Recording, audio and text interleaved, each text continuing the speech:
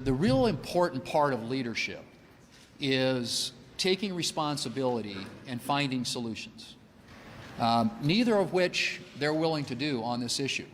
Now, the Vice President is scheduled to go to Texas tomorrow, but I don't have any expectation that she's going to go down to the southern border and look at the problems that have been created by their policies.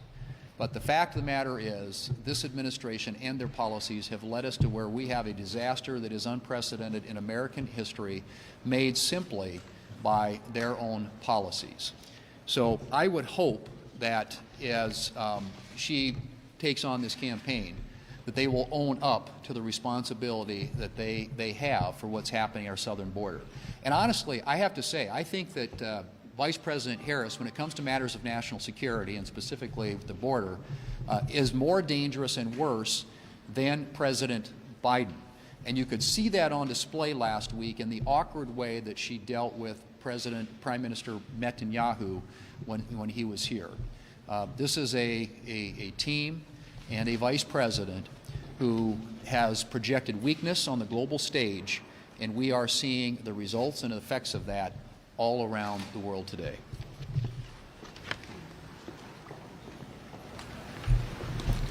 The Democrats have successfully benched their starting quarterback, Joe Biden, and have replaced him with someone equally incompetent but much more liberal to call the plays.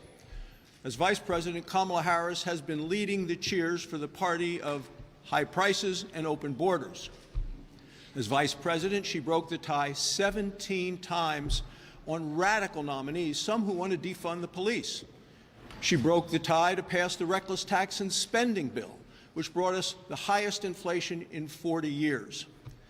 And as the border czar, she opened the floodgates. 10 million illegal immigrants invaded our country. When they ranked senators, she was ranked the most liberal United States senator when she was a senator. Dangerously liberal, a San Francisco liberal, more liberal than Bernie Sanders. I mean, how liberal is that? Well, it's somebody that proposed eliminating private health insurance for Americans, but yet she wants to pay for health care for illegal immigrants. In the Senate, she co-sponsored the Green New Deal, and she proposed eliminating fracking, which would drive energy prices even higher. She helped raise money for bail for criminals in our jails. And at the same time, she's made it easier for illegal immigrants to stay here when they are criminals. The damage that she has done is cumulative. Prices are up 20% since she came into office. 10 million illegal immigrants. That's why 3 out of 4 Americans say the country is headed in the wrong direction. A vote for Democrats and Kamala Harris is a vote for more inflation, higher prices, and an open border. Republicans know what to do. It's stop the wasteful Washington spending, it's secure the border, it's unleash American energy. That's the way to get America back on track. I'm going to echo that theme because right now back home in Iowa, my Iowans know that every penny counts. And what we've seen all across America is a 20% hike in goods and services since President Biden and Vice President Harris took office. They own these policies. And Vice President Harris, she literally is the one that cast the tie-breaking vote on 2 enormous tax and spend bills. She owns them. This drove prices up for all Americans, and we're seeing a horrible time in the heartland, especially in my state of Iowa. So through this whole process, Democrats, they're really big on spending, and they greenlit an $80 million proposal to hire more IRS workers, right? Okay, IRS, great people, right? Well, you might think so, but not, because I have ordered a report of the IRS, an audit, and what we found out, the report just came back, folks, and the IRS can't pass their own audit. What we learned through that report is there are over 5,800 employees of the IRS that owe back taxes to the tune of $50 million.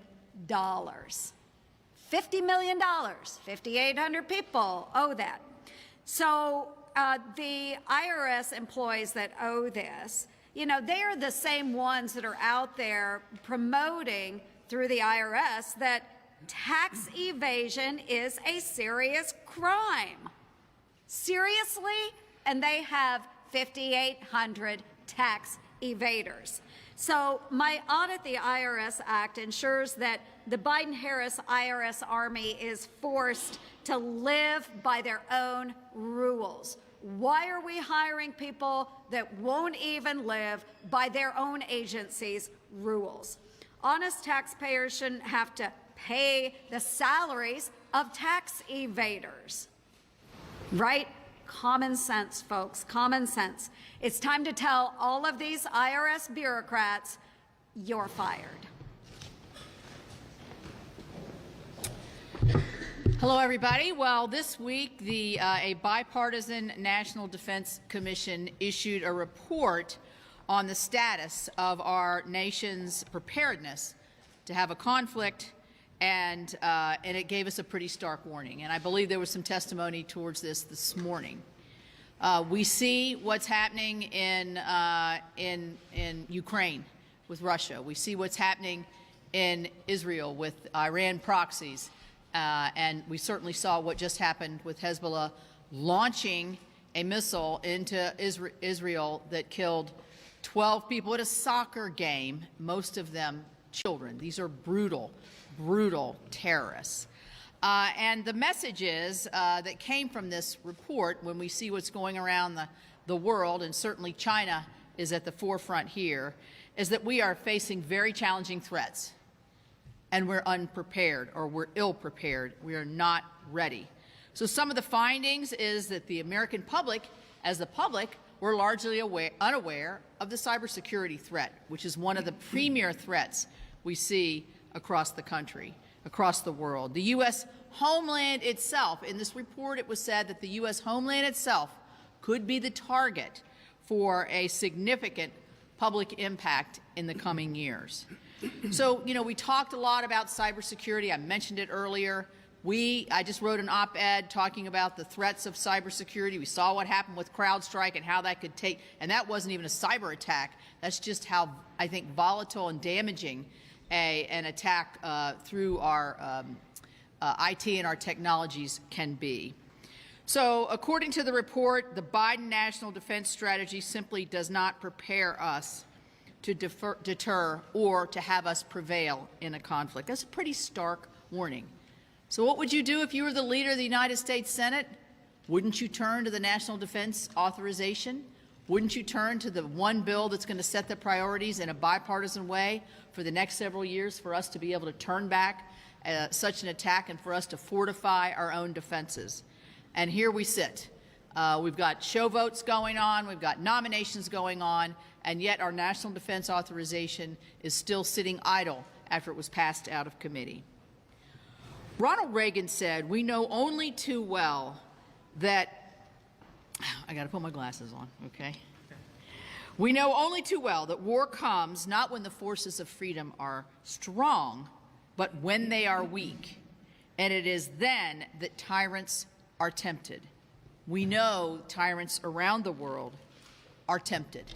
And we know that those same tyrants are looking at us and looking for weakness. And this report from the Commission is a wake-up call, I think, for all of us. And we should be voting on the floor this week for the NDAA bill. If you like San Francisco politics, you gotta love Kamala Harris. Going back to March 24th, 2021, Joe Biden appointed Kamala Harris the border czar. In fact, here's the transcript of what Joe Biden said that day about his newly minted border czar, Kamala Harris. Quote, "I can think of nobody who's better qualified to do this. She is leading the effort. She knows what she is doing." Well, clearly, she did not know what she was doing. And enabled by Senate Democrats, we've seen the border go from bad to worse. It's gone from a crisis to a catastrophe, and now 10 million illegal border crossings and counting. Undocumented immigrants from countries on the State Department's terror watch list. Undocumented immigrants on the FBI terror watch list continues to grow. An illegal who was released into the United States shot a San Antonio police officer with a long rifle this past weekend. We should expect nothing less because Kamala Harris has said numerous times, by the way, despite trying to scrub her record, she said an undocumented immigrant is not a criminal. If anybody doubts that, take a look at her tweet when she was serving with us in the U.S. Senate. There's a reason why she was ranked the most liberal U.S. senator during her time in the Senate. And by the way, they're trying to scrub that. That was on GovTrack. They're trying to get that removed digitally. But you know what gets worse? Do you remember that famous interview with NBC's Lester Holt? He pointed out to Biden's border czar, Kamala Harris, in an interview that she had not been to the border after she claimed she had. Do you remember her response? She was a bit flustered and said, "And I haven't been to Europe." So I brought along a little chart here. Washington, D.C. to London's about 7 hours. To get from here to McAllen, Texas, about 3 hours. I understand she's headed to Houston. Might suggest a trip down to McAllen, Texas, and check out the southern border. You know, there's a big difference, though, between Europe and our southern border. Because Joe Biden's border crisis is Kamala Harris's failure. And the American people are going to hold this administration and the Senate Democrats accountable this fall for their failures at the southern border. Leader McConnell. Well, I wonder if you all have noticed that Manu has a new sort of no tie, fashionable look. Now, when he wasn't on television, he was not so careful. Manu. Casual Tuesday. Given your staunch support for aid to Ukraine, does the selection of J.D. Vance give you any pause since he's a leading opponent of aid to Ukraine? Well, look, I support the ticket. I also support Ukraine, and I'm going to be arguing no matter who gets elected president. As Shelley was just pointing out, it's not just Ukraine. We've got worldwide organized authoritarian regimes talking to each other. China, North Korea, Russia, Iran, and Iran's proxies. This is a serious challenge. The current administration made two big mistakes. Number one was withdrawing from Afghanistan, where we were not losing any personnel. And number two, they haven't submitted a single budget that even keeps up with inflation. This is the single largest problem facing the democratic world, no matter who wins the election. And that's what I'm going to be working on for the next couple of years. Leader McConnell. Alex? Leader McConnell, after the NATO summit, President Trump invited Viktor Orban down to Mar-a-Lago. Is that a mistake, given that Orban has repeated Russian talking points and propaganda? Well, I can tell you how I feel about Viktor Orban. He's the one member of NATO who's essentially turned his country over to the Chinese and the Russians, has been looking for ways to undermine NATO's effort to defeat the Russians in Ukraine. So Viktor Orban, I think, has now made Hungary the most recent problem in NATO. We used to think of the Turks as sort of being never quite with the team. I think Orban has replaced the Turks and is clearly the weakest member of NATO. Leader McConnell, you've said that we need to move with the speed of relevance to bolster our Indo-Pacific allies' defenses.